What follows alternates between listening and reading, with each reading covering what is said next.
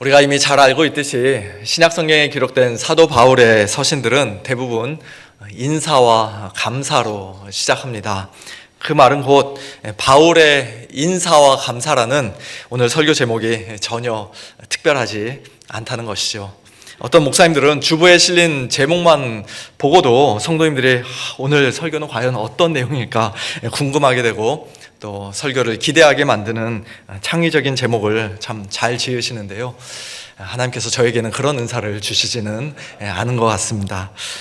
오늘 우리가 함께 살펴볼 골로새서 1장의 본문 말씀은 바울의 인사와 감사라는 설교 제목 그대로 골로새 교회 성도들을 향한 바울의 인사와 또 그들로 인해 하나님께 바울이 감사하는 내용을 담고 있습니다. 너무 정직한 제목입니다.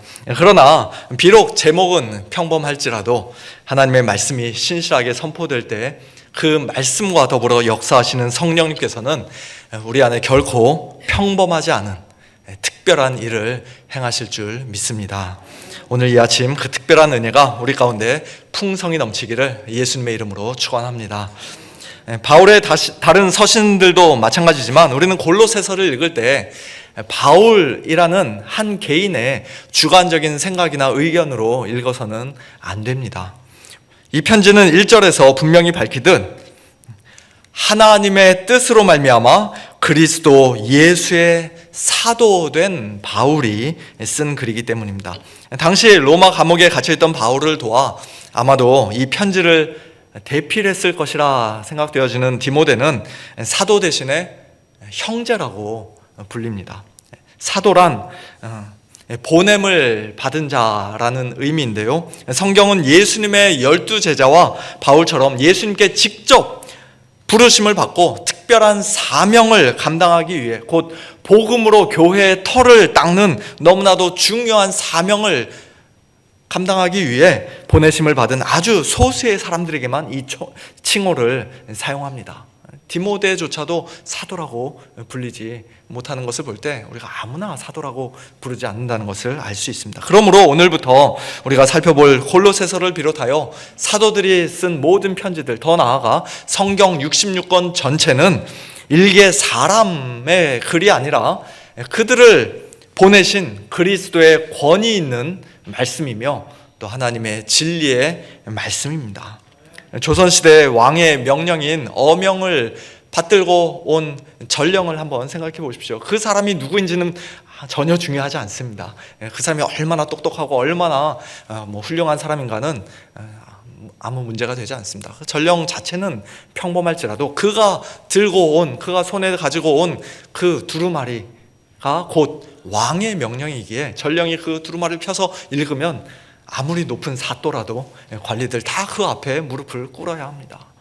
전령의 말이 그 순간에는 하나님의 왕의 말이기 때문입니다. 오늘 이 골로새서도 마찬가지입니다. 바울이 썼지만 그러나 하나님의 말씀으로, 그리스도의 말씀으로 우리가 받아야 할 줄 믿습니다.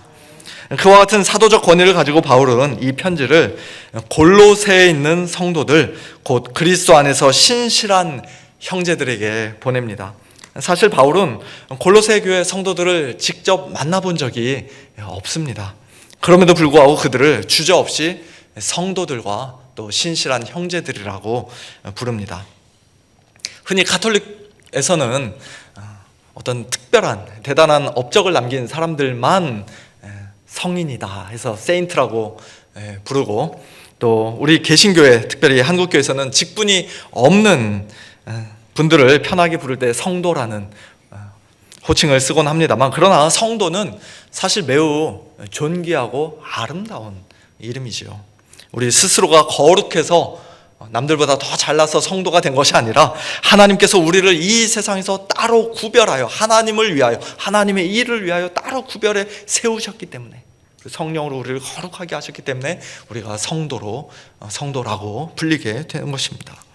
또한 여기서 신실한 형제들이란 남자들만 가리키는 말이 아니라 여자들도 포함하여서, 남녀 모두를 포함하여 우리가 믿음의 한 식구가 되었다는 뜻입니다. 단 한 번도 보지 못한 이 사람들을 바울은 어떻게 성도라 부르고 또 형제라 부를 수 있었을까요? 그 이유는 그들이 그리스도 안에 있는 자들이었기 때문입니다. 오늘 본문 2절을 보면 안에라는 뜻의 전치사 in이 2번 반복되어 나옵니다. in 골로새, in 그리스도, in Christ. 이 중 결정적인 것은 당연히 두 번째 in, 곧 in Christ입니다. 첫 번째 in 다음에는 골로새 아니고도 뭐 어떤 지명이든 다 들어가도 괜찮습니다. 뭐 에베소가 들어가도 되고 로마가 들어가도 되고 서울이 들어가도 되고 미국이 들어가도 되고 한국이 들어가도 되고 어느 지역이든 심지어는 뭐 경상도든 전라도든 아무 상관이 없습니다. 그리고 뭐 지역뿐이겠습니까? 우리가 어느 교단에 속했는가? 인 장로교, 인 감리교, 인 성결교. 물론 교리에 약간의 차이는 있습니다만 그러나 in Christ, 그리스도 안에 있다면 그런 것들이 문제가 되지 않습니다. 세상적으로도 어느 학교 출신인가, 어느 지역 사람, 지역은 아까 했죠. 어느 뭐 정당을 지지하는가, 어느 뭐 학교 출신인가 했나요? 그런 것들이 전혀 본질적인 것이 아닙니다. 다 in Christ, in Christ. 그것이 우리 성도들의 가장 중요하고 가장 본질적인 정체성을 가리키는 표현입니다. 비록 성도가 성도답지 못한 부끄러운 모습을 보일 때도 있고 또 한 식구끼리 서로 다투거나 삐걱거릴 때도 있지만 그러나 그리스도 안에서 in Christ 우리는 이미 하나입니다. 하나. 그리고 그 하나 되게 하신 것을 그리스도께서 성령께서 이미 하나 되게 하신 것을 우리는 힘써 지켜야 할 의무가 있는 자들이지요. 그처럼 그리스도 안에 있는 성도들과 형제들에게 바울은 하나님께서 주시는 은혜와 평강을 기원합니다. 우리 아버지 하나님으로부터 은혜와 평강이 너희에게 있을지어다. 지극히 평범하고 상투적인 인사말처럼 들리지만 사실 이 두 단어의 순서는 너무나도 중요합니다. 언제나 은혜가 먼저이고 그 다음이 평강입니다. 아무 자격 없는 자에게, 오히려 심판받아 마땅한 죄인에게 하나님께서 거저 주시는 호의, 하나님의 사랑, 긍휼, 그 은혜가 반드시 먼저 있어야 합니다.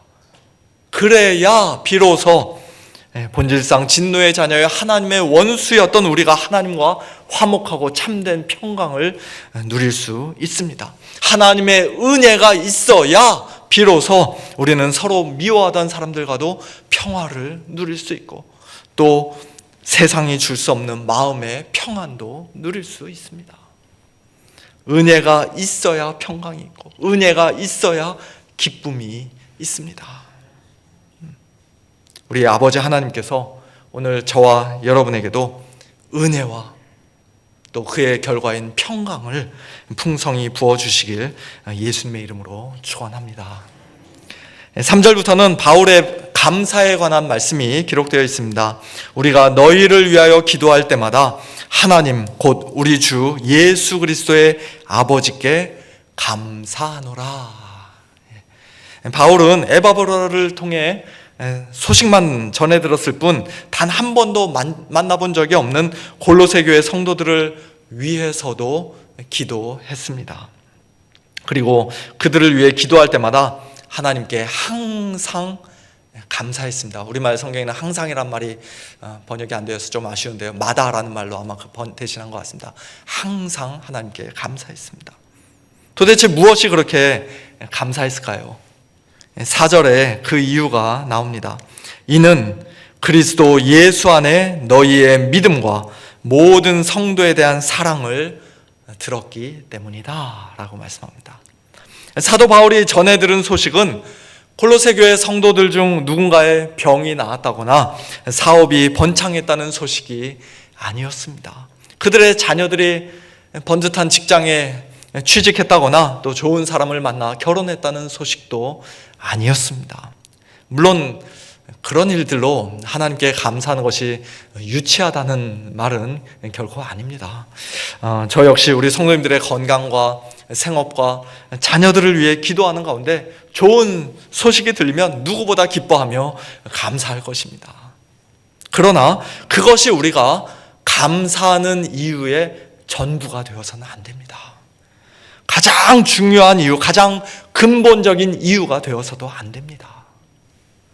바울이 감옥에서도 항상 감사할 수 있었던 것은 그보다 훨씬 신앙적이고 본질적인 이유, 곧 그들의 성도들의 믿음과 사랑 때문이었습니다.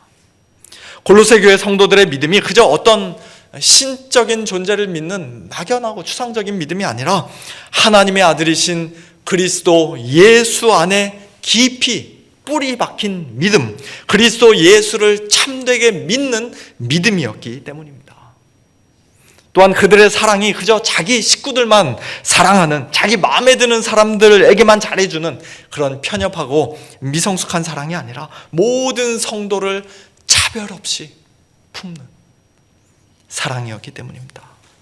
그와 같은 진실한 믿음과 사랑이 오늘 저와 여러분의 마음과 삶 속에도, 우리 서문교회 안에도 풍성이 넘치기를 소원합니다. 복음을 모르던 분이 우리와 함께 매주일 예배드리고 말씀 듣는 가운데 그리스도 예수를 주로 믿고 고백하며 참 예수님을 주님으로 받아들이는 그런 가장 감사한 일이 일어나고, 또 이미 믿는 분들은 주님 안에서 그 믿음이 날로 자라고 성장하는 그런 귀한 은혜가 있기를 소원합니다.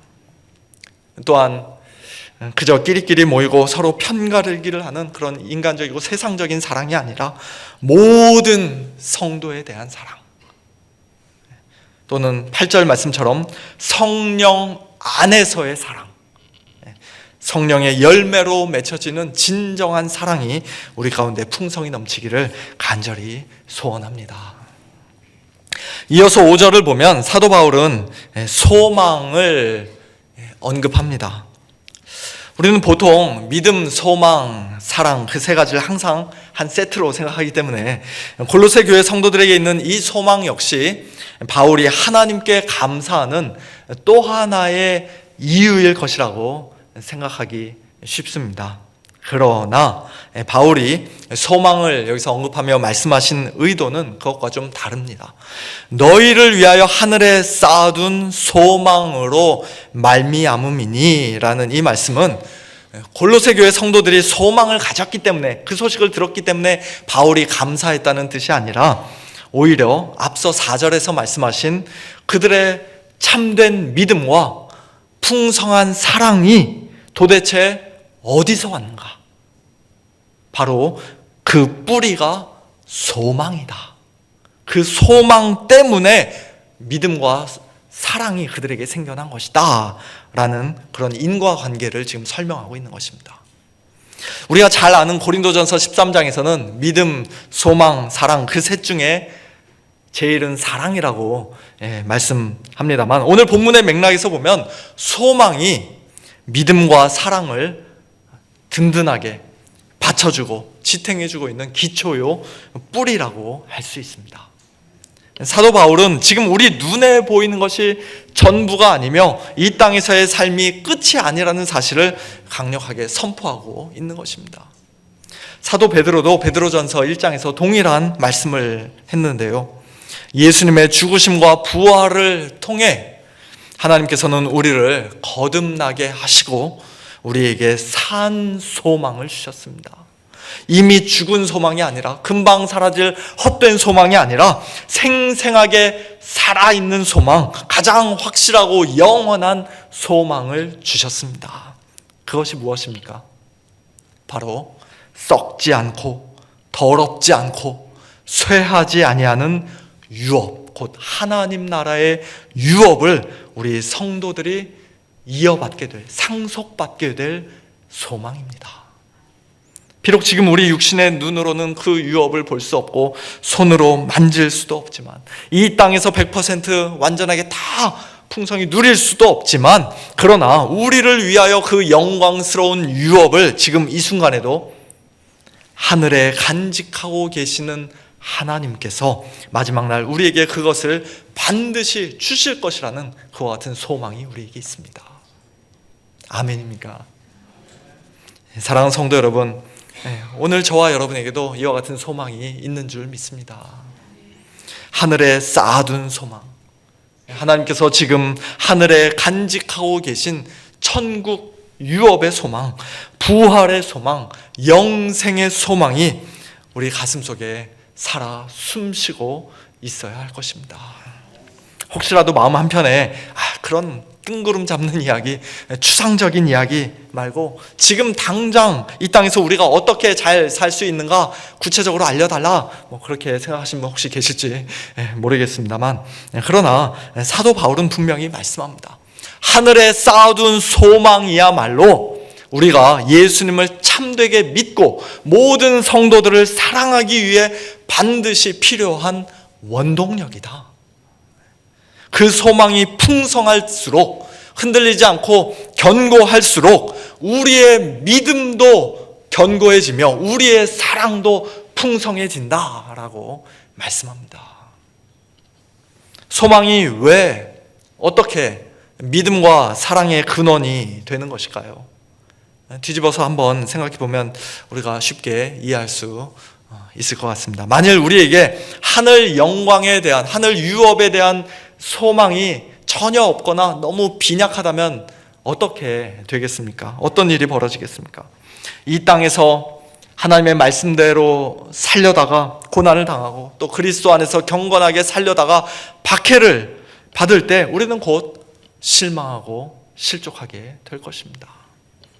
예수 잘 믿어도 아무 소용없네. 예수 믿으면 이 세상에서 복받고 더 잘 살 줄 알았는데 오히려 옛날보다 더 힘드네 하며 우리 믿음이 뿌리째 흔들리고 말 것입니다. 사람과의 관계도 마찬가지지요. 우리는 때로 형제 자매라 고백하면서도 아주 작은 오해나 어떤 서운함 때문에 마음의 빗장을 굳게 걸어 잠글 때가 있습니다. 누군가에게 상처를 받거나 관계가 삐걱거리면 우리 안에 사랑은 금세 바닥을 드러내고 차가운 냉소만 남기도 합니다. 너나 할 것 없이.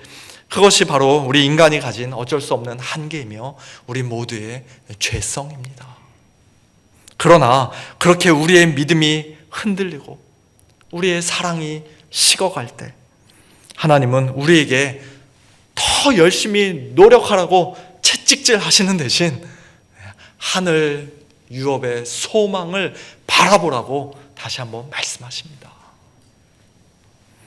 하늘에 쌓아둔 소망이 풍성이 넘치면 이 땅에서 잠깐 고난과 환난과 박해를 받아도 우리는 흔들리지 않는 견고한 믿음으로 끝까지 참고 견디며 인내할 수 있습니다. 우리가 장차 영광스러운 하나님의 나라에서 천사와 같이, 아니 우리 주님과 같이 가장 거룩하고 가장 아름다운 모습으로 변화되어 영원히 함께 살 것이라는 그 소망이 확실하고 분명하면 지금 이 땅에서 조금 연약하고 불완전한 다른 성도들의 모습도, 나에게 큰 실수를 한 형제 자매의 잘못도 허물도 우리는 얼마든지 용납하고 용서할 수 있습니다. 어차피 그들과 나는 저 천국에서 영원토록 함께 살아야 할 가족이기 때문입니다. 이 땅에서 그리스도의 피로 함께 묶여진 형제가 되었을 뿐만 아니라 천국에서도 영원토록 함께 살아야 되는, 거기서는 교회에서는 슬슬 피해다면서 얼굴 안 마주칠 수 있을지 몰라도 천국에서는 얼굴 안 마주치는 일이 아마 어려울 것입니다. 예, 아무리 넓어도 우리가 거기서는 그런 서운한 마음, 미워하는 마음, 그런 것이 하나도 남아있지 않을 것입니다. 이처럼 소망은 우리로 하여금 이 땅에서의 고난 중에도 믿음 지키며 끝까지 인내하게 만들고, 또 인간적으로는 도저히 사랑할 수 없을 것만 같은 사람도 진심으로 사랑하게 만드는 참으로 신비로운 복음의 처방전입니다. 이 세상 사람들은 지금 이 땅에서 내가 무언가를 잘 해야 그 대가로, 그 보상으로 미래의 성공과 풍요를 누릴 수 있다고, 그것을 소망할 수 있다고 말하지만, 그러나 복음은 그와 정반대로 말씀합니다. 장래를 위해 하늘에 쌓아둔 확실하고 분명한 소망이 지금 이 땅에서의 우리의 삶을 이끌어가는 것이라고 말씀합니다. 보이지 않는 저 하늘의 소망이 오늘 우리의 믿음과 사랑을 날마다 새롭게 하고 풍성하게 만든다고 말씀합니다. 이 복음의 역설이 그저 공허한 말이나 사변적인 논리의 이론에 불과한 것이 아니라 저와 여러분의 삶의 능력으로 나타나고 또 날마다 경험되어지는 실제가 되기를 간절히 소원합니다. 이 하늘 소망은 도대체 어디서 온 것일까요? 5절 후반부는 그 출처를 분명히 밝힙니다. 곧 너희가 전에 복음 진리의 말씀을 들은 것이라. 이 소망은 어느 날 갑자기 우리 마음속에서 솟아난 긍정적인 생각이 아닙니다. 날 때부터 원래 나는 이렇게 낙천적이고 긍정적인 사람으로 태어났다, 뭐 그런 성품도 아닙니다. 죽으면 좋은 데 가겠지 하는 막연한 기대나 불확실한 추측에 불과한 것도 아닙니다.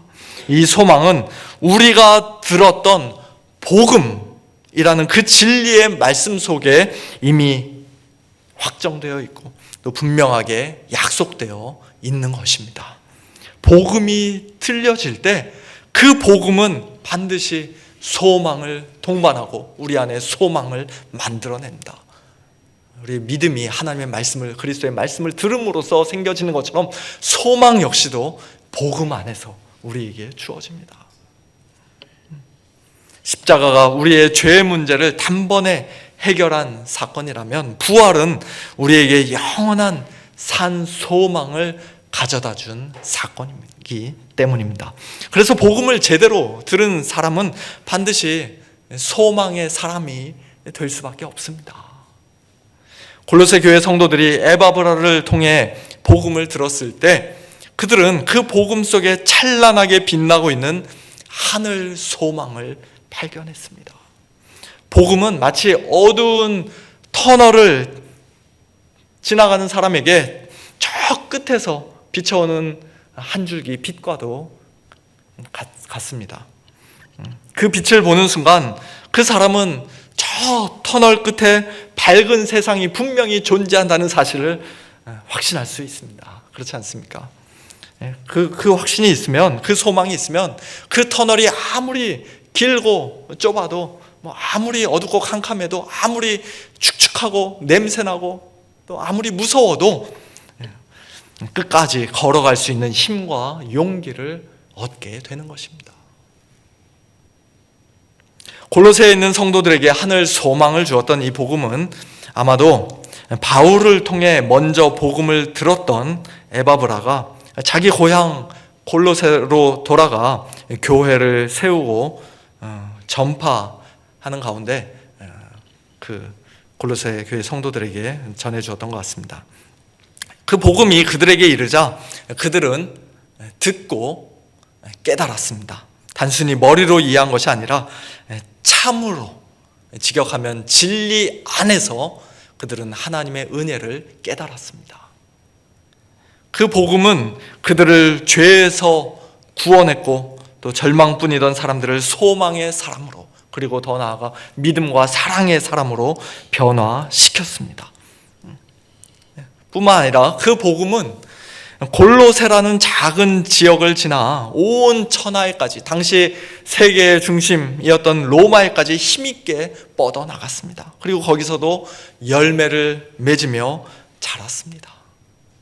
그로부터 약 2000년이 지난 지금은 어떻습니까? 복음은 문자 그대로 온 천하에서, 이 온 세상 수많은 사람들의 마음속에 풍성한 열매를 맺으며 지금도 계속해서 자라가고 있습니다. 이 모든 것이 바로 복음의 능력입니다. 특히 6절에서 문장의 주어가 사람이 아니라 복음이라는 사실을 주목해서 보시기 바랍니다. 이 복음이 이미 너희에게 이르렀다. 그 동일한 복음이 너희 중에서와 같이 또한 온 천하에서도 열매를 맺었다. 이 복음이 자랐다라고 바울은 계속 말씀합니다. 이 복음이 마치 살아있는 생명체와도 같다는 것입니다. 누군가 억지로 시켜서가 아니라 막 질질 끌고 가서가 아니라 복음 그 자체가 스스로 달려가고 스스로 역사하며 스스로 열매를 맺습니다. 스스로 자라납니다. 마치 아주 작은 씨앗 하나가 땅에 심기면 그 안에 생명력이 단단한 흙을 뚫고 올라와 결국 큰 나무가 되는 것처럼 복음 안에는 하나님의 생명이 담겨 있기에 심기는 곳마다 반드시 변화가 일어납니다. 그렇기 때문에 오늘 이 아침에도 우리는 또다시 복음을 듣고 있는 것입니다. 이미 다 아는 내용인데 맨날 예수님의 십자가, 부활, 맨날 똑같은 소리 하네 라고 불평하실 분은 우리 가운데 아무도 안 계실 줄 믿습니다. 복음을 듣지 않고 참으로 하나님의 은혜를 깨닫지 못하면 우리에게는 아무 일도 일어나지 않습니다. 교회를 10년, 20년, 아니 평생을 다녀도 복음을 알지 못하고 믿지 않는다면 우리 삶에는 그 어떤 영적인 열매도 맺히지 않습니다. 무늬만의 믿음, 무늬만의 사랑은 우리가 만들어서 아름답게 걸어놓을 수 있을지 몰라도 정말 생명력 있는, 살아있는 믿음과 소망, 그리고 그 뿌리가 되는 믿음과 사랑, 그리고 그 뿌리가 되는 소망은 오직 복음만이 만들어낼 수 있습니다. 하나님께서 부족한 저를 우리 서문교회 담임 목사로 보내신 가장 큰 이유는, 또 하나님이 그만두라 하실 때까지 제가 이 강단을 지키고 있는 가장 큰 사명은 바로 이 복음을 전하는 것입니다. 만일 제가 복음을 바르고 신실하게 전하지 않는다면 저는 우리 서문교회 목사로 있을 필요도 없고 또 있어서는 안 되는 사람입니다.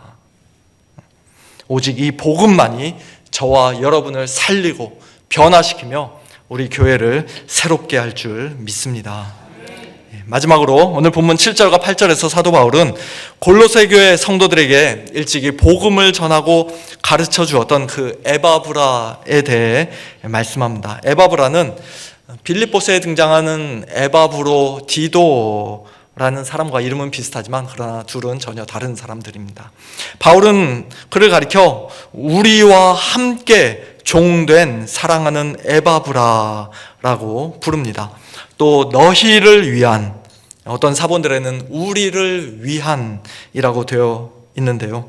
골로새 교회 성도들을 위해서든 사도 바울을 위해서든 에바브라는 어쨌든 그리스도의 신실한 일꾼이었습니다.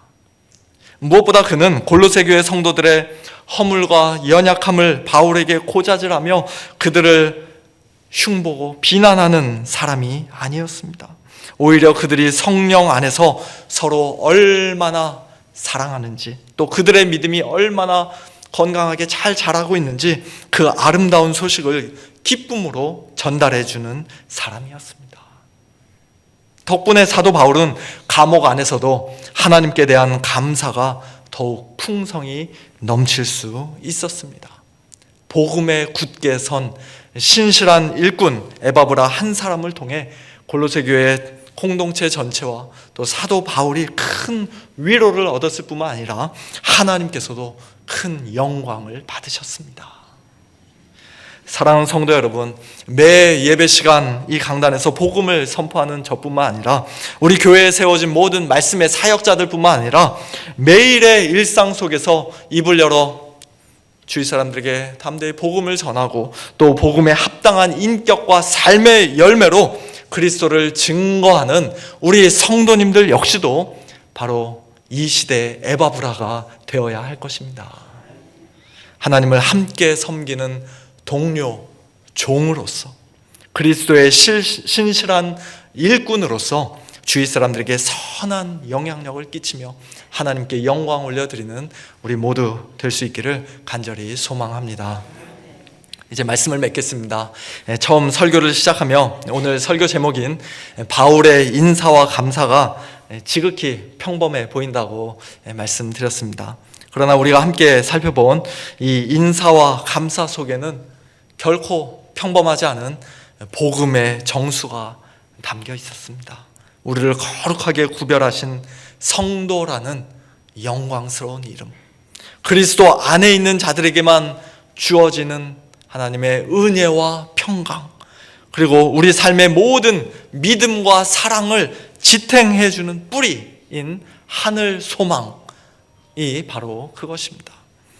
이 평범해 보이는 바울의 인사와 감사가 오늘 저와 여러분의 진실한 고백이 되기를 원합니다. 또한 바울이 하나님께 드렸던 그 감사의 이유가 오늘 우리의 동일한 이유가 되고, 또 골로새 교회 성도들이 경험했던 그 복음의 능력이 오늘 우리의 능력이 되기를 원합니다.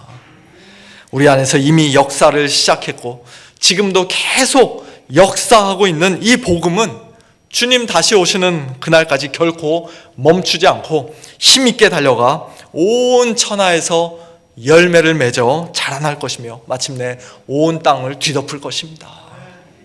그 위대한 복음의 역사에 우리 서문교회와 저와 여러분이 2026년 올 한 해 더욱 귀하게 쓰임받고 하나님께 큰 영광 올려드리는 그런 귀한 은혜가 우리 모두에게 있기를 예수님의 이름으로 축원합니다.